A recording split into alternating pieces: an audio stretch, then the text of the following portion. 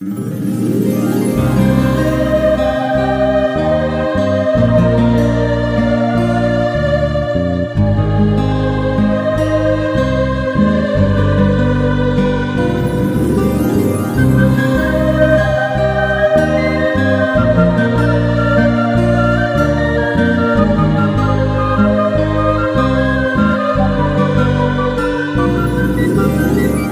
Radio Kolkata.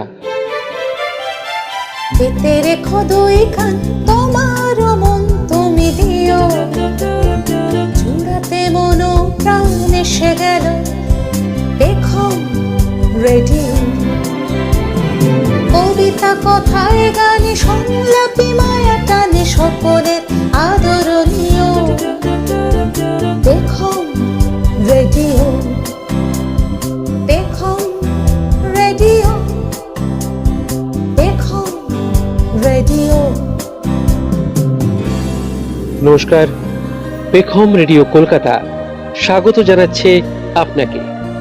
পেখম radio মানেই কবিতা, আবৃত্তি, গান, বাজনা, নাটক, গল্প পাঠ, বিষয়ভিত্তিক আলোচনা, বেড়ানোর হদিশ, ছোটদের অনুষ্ঠান, এই সব নিয়ে সম্পূর্ণ পারিবারিক মনোরঞ্জন। পেখম রেডিও। নমস্কার, আমি সোমা। পেখম রেডিওয় আপনাদের সকলকে স্বাগত। সাপ্তাহিক বিষয়মুখী আলোকপাত অনুষ্ঠানে স্বনামখ্যাত ও বিশিষ্টজনেরা বিভিন্ন বিষয়ের উপর আলোচনায় অংশগ্রহণ করে থাকেন। আজকে আমাদের সঙ্গে আছেন স্বনামধন্য কবি, সাহিত্যিক, গবেষক, নাট্যকার ও প্রখ্যাত বাচক শিল্পী ডক্টর দেবেশ ঠাকুর, যার লেখালেখির সূচনা প্রায় শৈশব থেকে এবং সেটা মূলত নাটক দিয়েই শুরু। পরে তিনি গদ্য ও কবিতা লেখেন।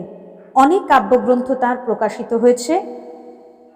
আমার ভারতবর্ষ মানে রবি ঠাকুরের মধ্যে নজরুল, রবিশঙ্কর আর আলী আকবরের যুগলবন্দি, গণেশ পাইন আর মকবুল ফিদার রঙিন ছবি।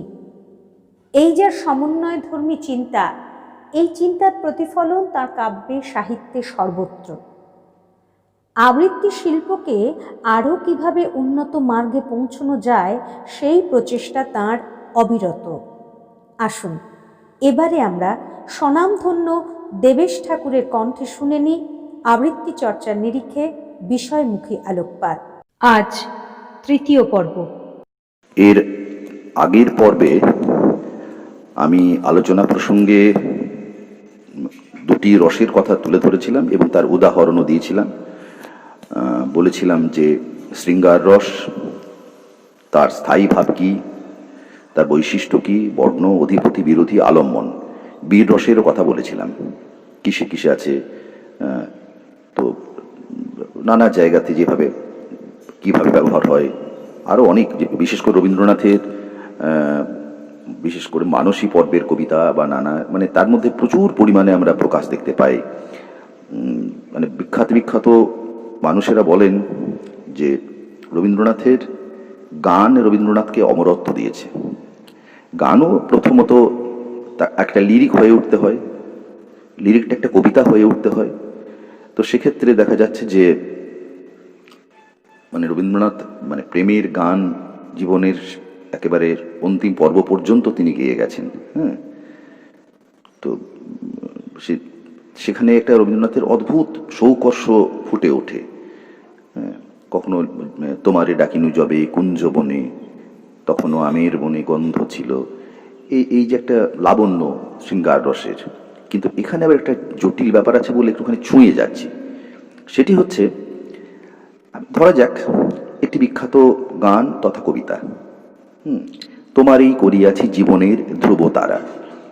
এটি দীর্ঘদিন মানুষ জানতো যে এটি একটি প্রেমের গান, অদ্ভুত প্রেমের গান এবং সুন্দর, এবং সবাই মোটামুটি ধারণাই করতেন যে এটি কাদম্বরী দেবীকে নিয়ে লেখা। তো তোমারই করিয়াছি জীবনের ধ্রুব তারা। এইবার মানে স্বামী বিবেকানন্দের সঙ্গে রবীন্দ্রনাথের সম্পর্ক মানে নিয়ে অনেক বিতর্ক আছে, তত্ত্বগত দিক আছে, কিন্তু দুজনের প্রতি একটা শ্রদ্ধা ছিল। সেই শ্রদ্ধাটা যে কোনো কারণেই হোক কিন্তু খুব একটা বেশি প্রকট আকার লাভ করেনি। মানে জোড়াসাঁকোতে থাকাকালীন একাধিকবার বিবেকানন্দ ওই বাড়িতে গেছেন, জোড়াসাঁকো ঠাকুর বাড়িতে। দেবেন্দ্রনাথের সঙ্গে কথা হয়েছে, দেবেন্দ্রনাথ ওনাকে বুকে হাত রেখে বলেছেন, বৎস তোমার চক্ষু দুইটি যোগীর চক্ষু, বিবেকানন্দকে বলতেন। মানে তখন বিবেকানন্দ হননি, তখন নরেন্দ্রনাথকে বলতেন।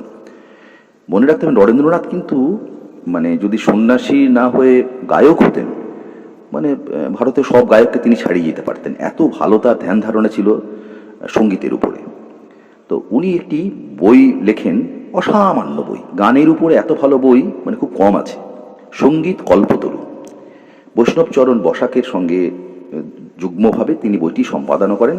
বৈষ্ণবচরণ বসাকের ভূমিকা খুবই কম, মূলত বিবেকানন্দের ভূমিকাই বেশি, নরেন্দ্রনাথ দত্তের। এবং সেখানে গান নিয়ে যে লেখাটি লিখেছেন সে ভাবা যায় না। সেখানে অনেক গানের সংকলন আছে এবং অদ্ভুত, সেখানে প্রায় 11খানি গান রবীন্দ্রনাথ ঠাকুরের, এবং সবগুলো আধ্যাত্মিক গান, সবগুলো মানে অধ্যাত্মবোধের, অধ্যাত্ম চেতনার গান, ব্রহ্মসঙ্গীত। বিবেকানন্দ লিখেছেন, সেখানে স্থান দিয়েছেন। ফলে রবীন্দ্রনাথের প্রতি গভীর একটা যদি ভালোবাসা না থাকতো, রবীন্দ্রনাথের গানকে স্থান দেওয়ার জায়গা ছিল না। মনে রাখতে হবে সেটা কিন্তু অনেক আগের কথা। বিবেকানন্দ পৃথিবী ছেড়ে চলে যান 1902 সালে। রবীন্দ্রনাথ তারপরে অনেক বছরই জীবিত ছিলেন, এবং শেষ জীবন পর্যন্ত কিন্তু রবীন্দ্রনাথ প্রেমের গান লিখে গেছেন। এইবার এই গানটি যখনই মানে বিবেকানন্দের বইতে এলো সঙ্গীত কল্পতরুতে, তখন দেখা গেল তার ভাবটা একটু যেন অন্য। রবীন্দ্রনাথ এই গানটিকে অনেকবার কাটাকুটি করেন, বা এই কবিতাটিকে, আমি বারবারই বলছি কবিতা বলছি কারণ এটা লিরিক হয়ে উঠতে হবে, তারপরে গানে হবে। ওই তখন স্থায়ী অন্তরা সঞ্চারী আভোগ যখন থাকবে, তখন সেগুলো গান হিসেবে একটা চেহারা নিতে পারে। বিবেকানন্দ এটাকে ভাবলেন অধ্যাত্মবোধের গান, রবীন্দ্রনাথ লিখেছিলেন প্রেমের গান, এবং কাটাকুটি করলেন এমন হবে রবীন্দ্রনাথ, সে গানটি কিন্তু প্রেমের গান হয়ে গেল পূজা পর্বের গান। তো যখন প্রেমের গান বলার মধ্যে যে মানে উচ্চারণগত, ধ্বনিগত এবং উপস্থাপনগত একটা মাধুর্য প্রকাশিত হয়, সেটা পূজার গানে আর একটা বাড়তি জিনিস থাকে, সেটা হচ্ছে নিবেদন। তার মধ্যে তন্নিষ্ঠ একটা ভাব, প্রেমেও তন্নিষ্ঠতা থাকে, কিন্তু পূজার গানের তন্নিষ্ঠতার চেহারা একটু আলাদা হতে পারে। যদিও পরবর্তীকালে রবীন্দ্রনাথের যা সমস্ত কবিতা, কোনটা প্রেমের কোনটা পূজার এটা বুঝতে গিয়ে অনেক সময় সমস্যা হয়ে যেত এই কারণ রবীন্দ্রনাথ একদিকে বৈষ্ণব পদাবলী, অন্যদিকে সুফিবাদ নিয়ে খুব মানে মগ্ন হয়ে গেছিলেন, এবং বৌদ্ধ সহজিয়াবাদ। আমি আবার রিপিট করছি ব্যাপারটি, বৈষ্ণব পদাবলীর ধারণা, বৈষ্ণব ধারণা, আগে রবীন্দ্রনাথ বৈষ্ণব ভাবনা নিয়ে লিখেছিলেন ভানুসিংহের পদাবলী, কিন্তু মনে রাখতে হবে ভানুসিংহের পদাবলী তার খুব কম বয়সে লেখা, এবং রবীন্দ্রনাথ নিজেই স্বীকার করেছেন ভানুসিংহের পদাবলীর সময় আমি বৈষ্ণব পদাবলী সম্পর্কে ধারণা ছিল না। এবার যখন ধারণাটা তৈরি হলো, সেটা মূলত হচ্ছে 1907-08 সালে। 1907-08 সালে যখন তৈরি হলো, এই সময় একটার পর একটা মৃত্যু দেখতে থাকেন উনি রবীন্দ্রনাথ জীবনে, পরপর মৃত্যু। তো তখন তার মানে এর বদলে গেল, যেমন মৃণালিনীর মৃত্যু দেখেছেন, তার আগে কাদম্বরীর মৃত্যু দেখেছেন, মৃণালিনীর মৃত্যু, তারপরই রেণুকার মৃত্যু, তারপরে দেখেছেন মহর্ষি দেবেন্দ্রনাথের মৃত্যু 1905-এ, তারপরে দেখেছেন পুত্র সমীন্দ্রনাথের মৃত্যু 7-এ। এই যে মৃত্যুগুলো, 7-এর পর থেকে তার জীবনে একটা অদ্ভুত মোড় এলো, এবং এই সুফিবাদী ধ্যান ধারণা, বৈষ্ণবীয় ধ্যান ধারণা, এবং তার সঙ্গে সঙ্গে বৌদ্ধ ধ্যান ধারণা, এবং সেখানে ঈশ্বরকে বলা হচ্ছে, রবীন্দ্রনাথ যে ঈশ্বরকে দেখতেন দূরের, তাকে কাছে থেকে দেখতে শুরু করলেন, খুব কাছে থেকে, মানে আস্তে আস্তে যেন নেমে আসে। তখন সেই লালনের গান মনের মানুষ, রবীন্দ্রনাথ হয়ে গেল প্রাণের মানুষ, আমার প্রাণের মানুষ আছে প্রাণে। তো এই যে শৃঙ্গার রসের রূপান্তর, এবং তখন কিন্তু প্রাণের মানুষ প্রেমের না প্রাণের মানুষ পূজার, যদিও রবীন্দ্রনাথ পর্বে ভাগ করেছেন, এটা প্রেম পর্বে পূজা পর্বের, কিন্তু কোথায় একটা যেন প্রেম পূজা হয়ে যায়, পূজা প্রেম হয়ে যায়।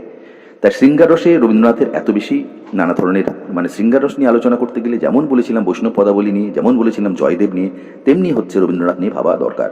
বীর রসের কথাও অনেক বলেছি, এবং অজস্র কবিতার মধ্যে ধরুন যদি কামাল পাশা বলি, ওই খেপেছে পাগলি মায়ের দামাল ছেলে কামাল ভাই, অসুরপুরে শোর উঠেছে জর্সে সামাল সামাল তাই, কামাল তুনে কামাল কিয়া ভাই, হো কামাল তুনে কামাল কিয়া ভাই।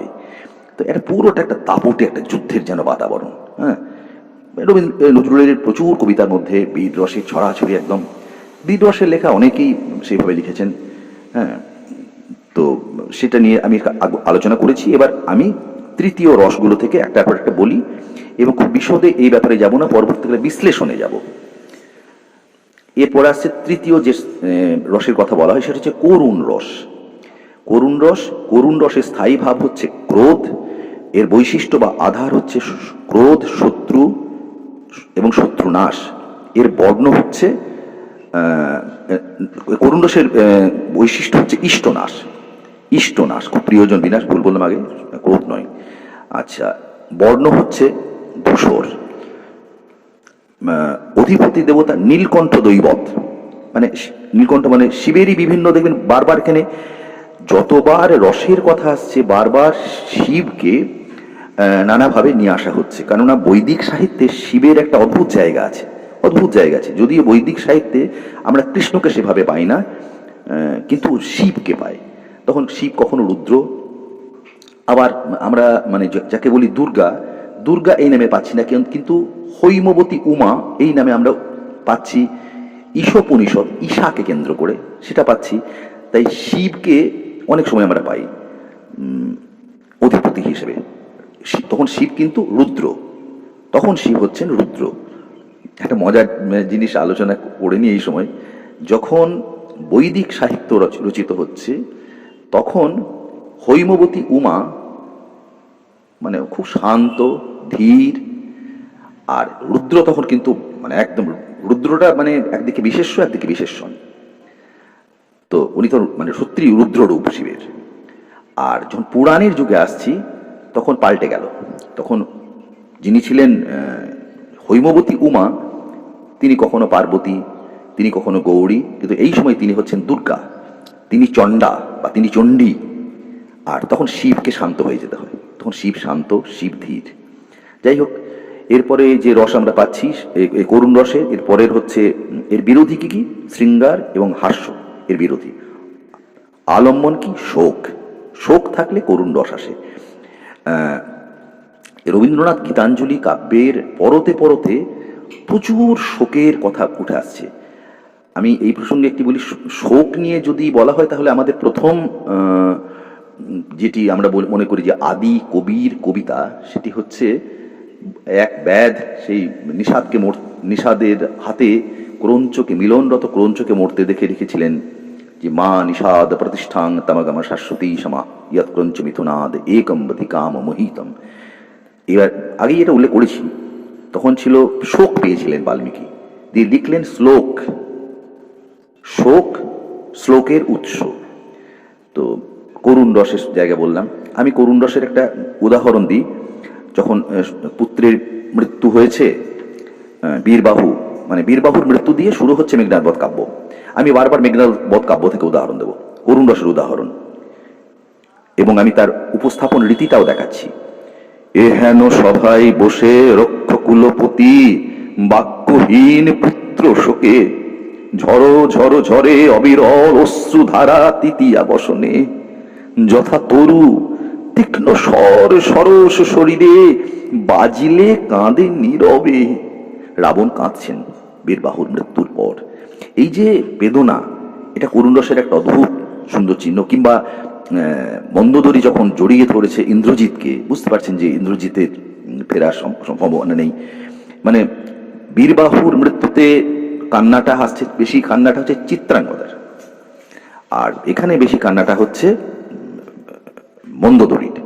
এখন রাবণ কিন্তু সব পুত্রের মৃত্যুকেই তিনি সমানভাবে দেখছেন আর কি। এরপর আমরা আসবো রৌদ্র রস। বীর রসের সঙ্গে রৌদ্র রস অনেক গুলিয়ে দেন অনেকে। বীরের রসটা হচ্ছে বারবার বললাম, তার আধার হচ্ছে দয়া, ধর্ম, দান, উৎসাহ।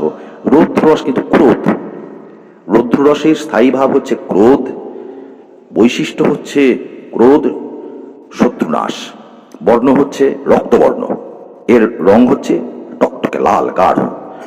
অধিপতিকে রুদ্র দৈবত, ইনিও শিব। আগে বলেছি নীলকণ্ঠ তিনিও শিব, মহেন্দ্র তিনিও শিব। আসলে শিল্প সংস্কৃতির মানে অধিপতি দেবতা বলে ধরা হয়, সেটি হচ্ছে নটরাজ শিবকে বা মহেন্দ্রকে বা রুদ্রকে, হ্যাঁ, আবার উত্তরকালে সরস্বতীকেও কেউ বিবেচনা করেন। যাই হোক, তো রৌদ্ররসের বললাম যে রুদ্র দৈবত, তার বিরোধী হচ্ছে শৃঙ্গার ভয়ানক হাস্য, আর এর আলম্বন হচ্ছে শত্রু। শত্রু না থাকলে রৌদ্র রস থাকে না। তাই বীর রসের সঙ্গে শত্রু ব্যাপারটা একটু কম যুক্ত। বীরের মূল ব্যাপারটা হচ্ছে দয়া ধর্ম দান, আর রৌদ্র রসের মূল আলম্বন হচ্ছে শত্রু। শত্রু না থাকলে কিন্তু বীর রসে প্রকট হয় না। যেমন মানে যখন একে নিষেধ করা হচ্ছে, প্রমীলাকে নিষেধ করা হচ্ছে, তুমি যেও না, ইন্দ্রজিৎ যুদ্ধে যাচ্ছে, তুমি যাবে কেন? তখন সঙ্গে সঙ্গে প্রচন্ড রেগে গিয়ে তার উত্তর হচ্ছে, কি কহি, তার বন্ধুকে বলছে, সহচরীকে বলছে, কি কহিলি বাসন্তী, পর্বত গৃহ ছাড়ি বাহিরায় যবে নদী সিন্ধুর উদ্দেশ্যে, কার হেন সাধ্য যে সে রোধে তার গতি?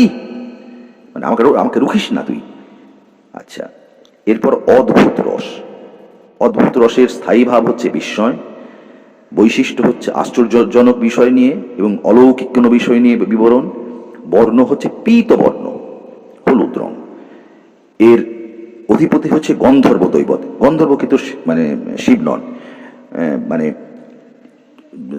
যে পৌরাণিক তত্ত্ব অনুযায়ী যে লোককে কয়েকটা ভাগে ভাগ করা হয়েছে। আগে বলা হতো স্বর্গ, মর্ত, পাতাল, কিন্তু স্বর্গ আর মর্তের মাঝখানে যে মানুষ এবং ঈশ্বরের মাঝে একটা জায়গা আছে, যেগুলো হচ্ছে গন্ধর্বদের জায়গা। সেখানে একটা জায়গা আছে কিন্নরদের জায়গা, সেখানে একটি জায়গা আছে অপ্সরদের জায়গা। এই গন্ধর্ব কিন্তু শিল্প, সাহিত্য, সংস্কৃতির একটা খুব গুরুত্বপূর্ণ অধিকার করে আছে স্থান। এবং একটা পুরাণে কথিত যে গন্ধর্ব লোক যদি মানে এরা কিন্তু খুব সুন্দরভাবে বেঁচে থাকে। এটা অনেকটা যারা পড়েছেন হয়তো, মানে লোটাস ইটার্স বলে একটা ব্যাপার আছে, লোটাস ইটার্স, যারা মানে পদ্মভোগ, এরা যেন গন্ধর্বের মতো আর কি ব্যাপার। আসলে মানে ইংরেজি সাহিত্য বা গ্রিক সাহিত্য, এইসব সাহিত্যের মধ্যে এদের নানাবিধ বিবরণ আছে। তো এই গন্ধর্ব কন্যারা, ইংরেজিতে বলা হয়, গ্রিক ভাষাতে বলা হচ্ছে মিউজ। মিউজ থেকে এসছে মিউজিক, মিউজিয়াম, মিউজিকোলজি। এই কয়েকজন মিউজ আছেন, তাদের নাম হচ্ছে থালিয়া, থ্যালাইমা, এই টাইপের নাম। তারা এক একজন দেবী। তারা কেউ মানে সাহিত্যের দেবী, কেউ সঙ্গীতের দেবী, কেউ মানে জাদুর দেবী, কেউ বিজ্ঞানের দেবী।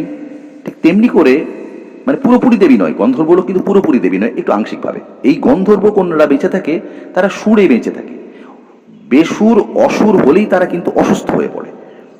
তো এই খুব খুব গুরুত্বপূর্ণ বিষয় যে মানে অদ্ভুত রস বলতে গিয়ে বলছি গন্ধর্ব দৈবত। গন্ধর্ব লোক কি হচ্ছে সৌকর্ষের জায়গা, হ্যাঁ। এবং মানে এর কোনো বিরোধী রস নেই, অদ্ভুত রসের কোনো বিরোধী রস নেই। আর আলম্বন হচ্ছে অলৌকিক বিষয়। অদ্ভুত রসের একটা বিবরণ দিচ্ছি, শুনতে খুব ভালো লাগবে না হয়তো, না অদ্ভুত রসের একটা বিবরণ দিই, শুনতে এটা ভালোই লাগবে। মানে উনি যখন নরক দর্শন করছেন, রামচন্দ্র যখন নরক দর্শন করছেন, তো তখন একটা জায়গা থেকে বিবরণ দিচ্ছে, সবিস্ময়ে রঘুনাথ নদীর উপরে দেখিলা অদ্ভুত সেতু, অগ্নিময় কভু, কভু ঘনাথ, কভু ঘন ধূমাবৃত, সুন্দর, কভু বা সুবর্ণে নির্মিত, যেন ধাইছে সতত সে সেতুর পানে প্রাণী লক্ষ লক্ষ কোটি, হাহাকার না দে কেহ উল্লাসে। মানে নরককে দেখছে, নরক দর্শন। নরকটা কিরকম? কখনো সে ধূম্রপূর্ণ, কখনো সুন্দর, কখনো কান্না, কখনো হাসি। এই জায়গাটাতে আমি যারা একটু আগ্রহী তাদের বলবো একটা জায়গায় বই পড়তে, সেটা হচ্ছে দান্তের ডিভাইনা কমেডিয়া। ডিভাইনা কমেডিয়ার যে ভাগগুলো আছে তার মধ্যে একটা মানে যেমন প্যারাডিসো, ইনফার্নো, হ্যাঁ, পার্গেতারি। তো ইনফার্নো যে পর্বটা, ওটা নরক, এইখান থেকে মধুসূদন দত্ত অনেকটা জায়গা পেয়েছেন আর কি। দান্তে ডিভাইনা কমেডিয়া। দান্তে প্রেয়সী ছিলেন বিয়াত্রিসে, তো তাকে পাওয়ার জন্য খুঁজতে খুঁজতে তিনি নরকে গিয়ে উঠেছিলেন। তার গুরু, দান্তের যিনি গুরু, তিনি হচ্ছেন ভার্জিল। তিনি বারবার নিষেধ করেছিলেন এইটা করতে যেও না, তুমি পরলোকে যেন খুঁজতে যেও না, সেখানেই খুঁজতে গিয়েছিলেন। যাক, শেষ অন্য বিবরণ। কিন্তু এই বিবরণটার মধ্যে দান্তের ডিভাইনা কমেডিয়ার বিবরণ অনেকখানি আছে। তাহলে একটা অদ্ভুত রসের বিবরণ, যেটাই আমরা অদ্ভুত বুঝতে পারছি না। এবং অদ্ভুত রসের যদি বাংলা সাহিত্যে বিবরণ পেতে হয়, আমার মনে হয় যে অন্যতম সেরা কাব্য হচ্ছে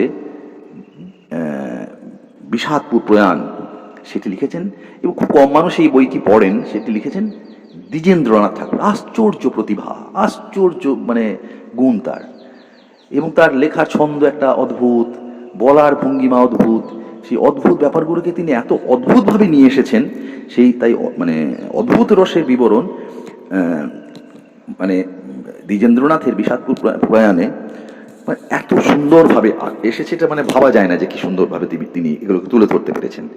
মানে এই ভাষাটার সঙ্গে, শব্দের উপস্থাপনের সঙ্গে, বর্ণকে নির্বাচনের ক্ষেত্রে দ্বিজেন্দ্রনাথ একদম ব্যতিক্রম। রবীন্দ্রনাথের বড়দা দ্বিজেন্দ্রনাথ ঠাকুর, অনেকেই তার সম্বন্ধে খুব একটা জানেন না, কিন্তু তিনি একজন ঋষি, একজন অদ্ভুত ঋষি। মানে দেবেন্দ্রনাথ ঠাকুরকে যতটা ঋষি মনে করা হবে, তার থেকে অনেক অন্য রকমের ঋষি হচ্ছেন দ্বিজেন্দ্রনাথ। কোনো সম্পত্তির কোনো মায়া নেই, মোহ নেই, শান্তিনিকেতনের ছোট্ট জায়গাতে থাকতেন, আপন খেয়ালে গোটা গায়ে কাঠবেড়ালি ঘুরে বেড়াতো, পাখি ঘুরে বেড়াতো। তা তিনি এই যে বিবরণ লিখবেন, এটা স্বাভাবিক। আর রবীন্দ্রনাথ ছোটবেলাতে ওই লেখাগুলো পড়তেন, দাদার লেখা, হ্যাঁ, কিন্তু মানে এত জটিলভাবে যেন বলা, ছন্দটা অদ্ভুত, বলার ভঙ্গিমা অদ্ভুত। এরপরে আসছে ভয়ানক রস।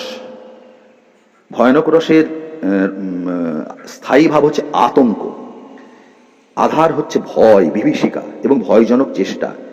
এর বর্ণ হচ্ছে কৃষ্ণ বর্ণ, মানে কুচকুচে কালো।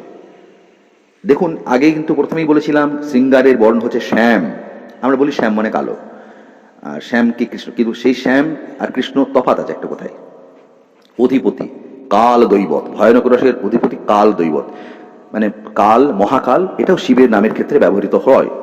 বিরোধী, এর বিরোধী হচ্ছে শৃঙ্গার, এর বিরোধী বীর রস, এর বিরোধী রৌদ্র, হাস্য, শান্ত, এগুলো সব এর বিরোধী। আর আলম্বন হচ্ছে বিভীষিকা, ভয়ানক রসের আলম্বন হচ্ছে বিভীষিকা। হ্যাঁ, ভয়ানক রসের একটা উদাহরণ দিচ্ছেন ইয়ে থেকে, মেঘনাদ বধ কাব্য থেকে। এখনো কাঁপে হিয়া মম থরহরি, সঁড়িলে সে ভৈরব হুঙ্কার। এটা একটা ভয়ানক রসের মানে যে তুলে ধরলাম। সংক্ষেপে বলি, না হলে সব ব্যাপারটা মানে বুঝতেও ভালো লাগবে, ইচ্ছেও করবে না, ভালোও লাগবে না। সপ্তম স্থানে আছে বিভৎস রস। বিভৎস রসের স্থায়ী ভাব হচ্ছে ঘৃণা, বৈশিষ্ট্য বা আধার হচ্ছে কুৎসিত বিষয়ের প্রতি ঘৃণা, বর্ণ নীল। এর অধিপতিকে মহাকাল দৈবত। আমি আগে বললাম কাল দৈবত, ইনি মহাকাল। আসলে শিব তো তিনটে রূপের, তিনি সৃষ্টিও দেখেন, তিনি স্থিতিও দেখেন, তিনি লয়ও দেখেন। মানে একটা সব জীবনেরই তিনটে পর্ব থাকে, যেন সৃষ্টি, স্থিতি, লয়। তিন কথাটি কিন্তু এটা খুব গুরুত্বপূর্ণ। আবার তিনকে ত্রিলোক বলা হয়। হ্যাঁ, আবার তিনটে গুণ আছে, গুণাত্রয়, মানে তিনটে গুণের কথা বলা হচ্ছে দুর্গা বন্দনার ক্ষেত্রে, সেটা মার্কণ্ডেয় পুরাণে আছে। গুণাত্রয়, তিনটে গুণ, সেটা কি কি গুণ? সাত্ত্বিক গুণ, তামসিক গুণ, সাত্ত্বিক গুণ, রাজসিক গুণ এবং তামসিক গুণ, সত্যগুণ, তমগুণ এবং রজগুণ। তাই দেখুন, তিন ব্যাপারটা খুব গুরুত্বপূর্ণ। এবং যাদের ত্রিনয়ন আছে, তাদের ধরা হয় ত্রিগুণের যেন অধিকারী, এরকম ভাবে ভাবা হয়। তাহলে মহাকাল দৈবতের কথা পেলাম বিভৎস রসের ক্ষেত্রে। আর এর শত্রু হচ্ছে শৃঙ্গার, শৃঙ্গারের সঙ্গে বিভৎস রসের কোনো মিল নেই। আর আলম্বন হচ্ছে কদর্যতা। একটা বিবরণ দেওয়া হচ্ছে মেঘনাদ বধ কাব্য থেকে, এটাই বলছিলাম যে মানে উনি যখন নরকে গিয়ে দেখছেন, মানে খুব খোলা বাংলাটা পরে বলছি, মানে সহজ করে, অজীর্ণ ভোজন দ্রব্য উগারি দুর্মতি পুনঃ পুনঃ দুই হস্তে তুলিয়া গিলিছে।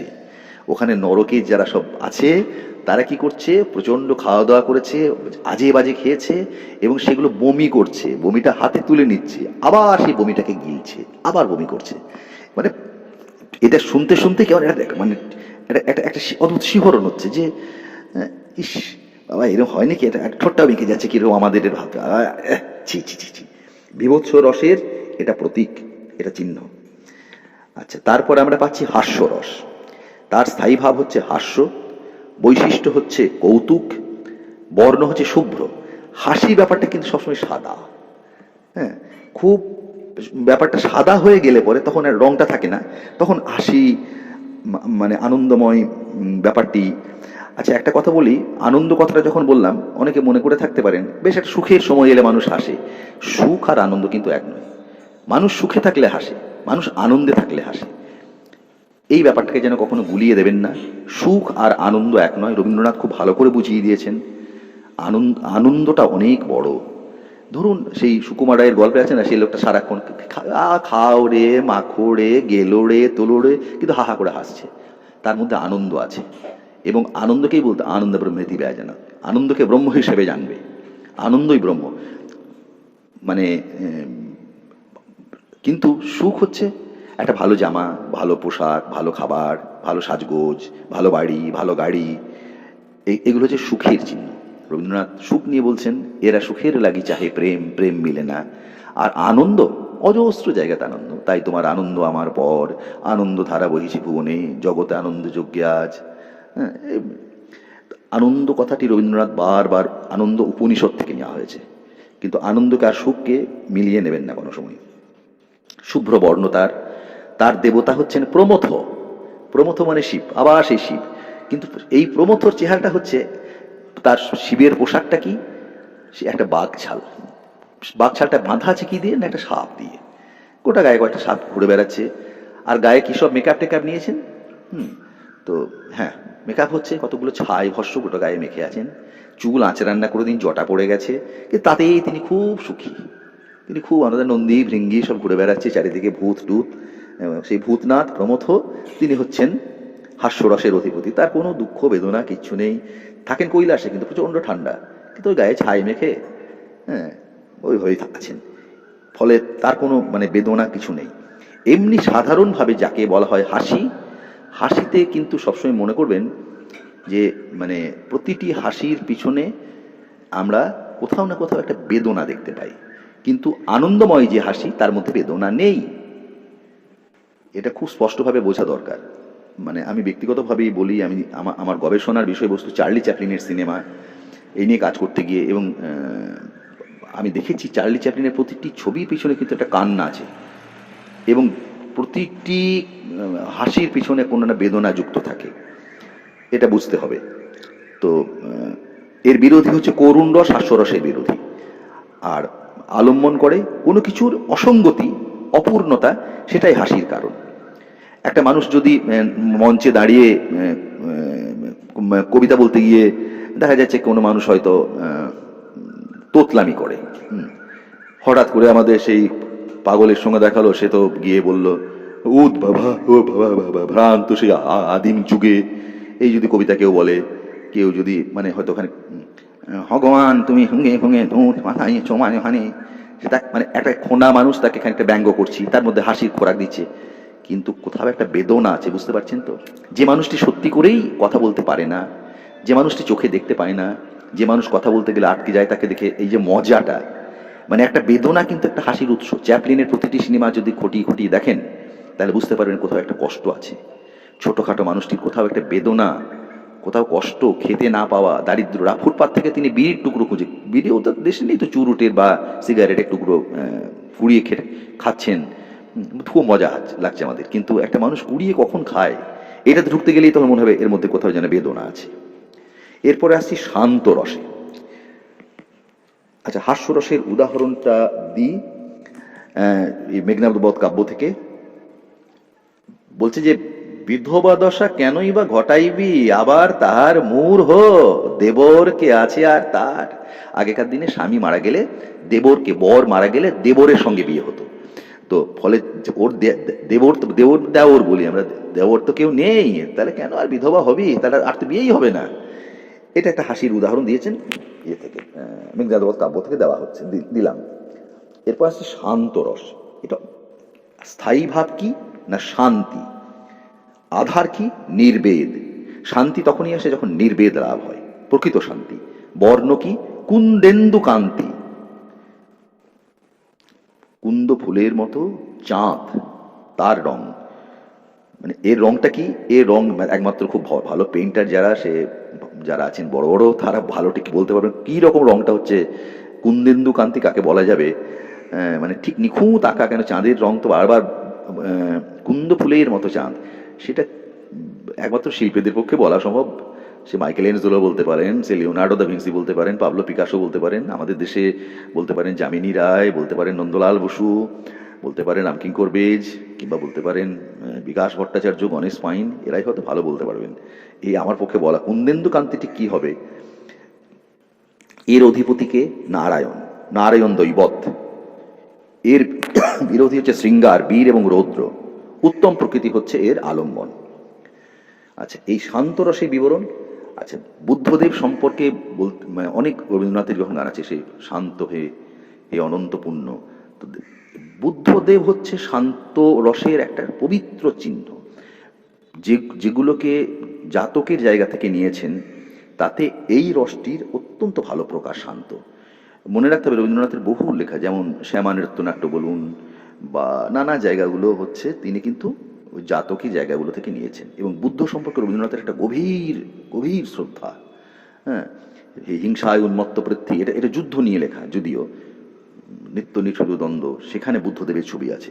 মানে যারা যুদ্ধ করছো আবার এদিকে বুদ্ধের পুজো করছো, বুদ্ধের পুজো এবং সঙ্গে সঙ্গে যুদ্ধ, এটা হয় না।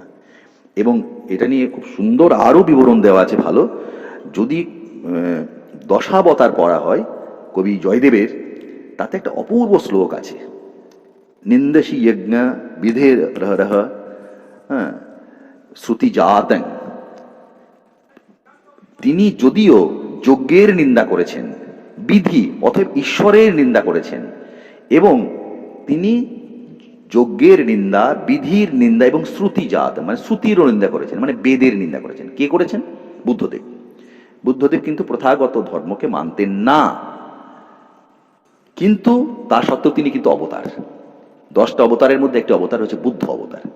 কারণ তিনি দেখেছেন পশুঘাত দেখে, যজ্ঞের নামে পশু হত্যা দেখে তার চোখে জল নেমে আসত। অতএব এই যে করুণা, এই যে শান্ত, এইটা হচ্ছে শান্ত রসের চিহ্ন। এখানে মেঘনাদবধ কাব্য থেকে উদাহরণটা দেওয়া যেতে পারে। এখানে যেন একটা নির্বেদের, কিন্তু চিরস্থায়ী কিছু নহে এ সংসারে, এক যায় আর আসে, জগতের রীতি সাগর তরঙ্গ যথা। সাগরের ঢেউয়ের পরে ঢেউ আসে, যুগের পরে যুগ আসে, পরিবারের পর পরিবার আসে, সংসারের মানুষের পর মানুষ আসে, আবার চলে যায়। এবং এই ব্যাপারটা যারা মেনে নিতে পারে তারা নির্ভেদ লাভ করে। সে তো আমরা তো কেউ আর বুদ্ধদেব নই, এবং ভাবতেও পারি না একটা পুরবিল্ল গ্রামে উপবাস করে এবং বরং অপেক্ষা করে বসে থাকবো কবে গিয়ে সুজাতা পায়েসটা নিয়ে আসবে। বুদ্ধদেব করেননি। এই রসটার নাম হচ্ছে শান্ত রস। শেষ রস, দশম রসটা অনেক সময় স্বীকৃত হয়, নবরসের কথা বলা হতো। মনে রাখতে হবে নবরসের কথা বলা হতো, সেটা দশম রসটা পরবর্তীকালে যুক্ত করা হলো। হ্যাঁ, রসটার নাম হচ্ছে বাৎসল্য রস।